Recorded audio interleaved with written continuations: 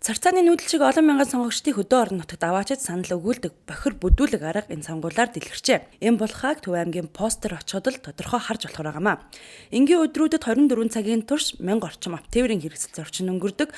Гэтэл өнөөдөр өдрийн 15 цагийн байдлаар аль хэдийнэ 700 давсан хөл хөдөлгөөн тасрахгүй ачаал өндөр байгааг хэлж байна.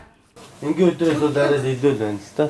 Өнөөдөр бол яг одоо ингэ цагийн байдлаар үд дүнд болж байгаад нэг 700 гаруй машин гэдгсэн тэгээд өглөө болтлоо аваад явчихгүй. Төв аймгийн 1550 сонгогчтой нэг багаас 1200 орчим иргэн сонгуульд саналаа өгдөг. Тэдгээр иргэдээр нэмэгдэж 450 орчим иргэд нийслэл болон өөр орон нутгаас шилжиж ирж саналаа өгөхөөр бүртгүүлжээ.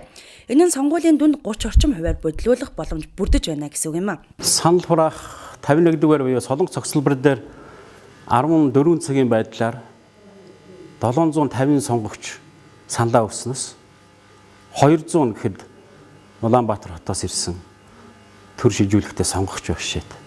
3 цагийн хугацаатай ирээд орон нутгийнхны өмнөөс 4 жилийн амьдрал ахуйд нөлөөлөх томоохон сонголт хийгээд явж байгаа нь байнгын харьяалалтай сонгогчдын эрхэнд халтсан явдал гэж иргэд бухимдаж байна. Мөн арх мөнгө тараах гэх мэт сонгуулийн хөлөг зөрчсөн асуудал их гарч байгааг Төв аймгийн иргэд ажиглагч нар хэлж байна.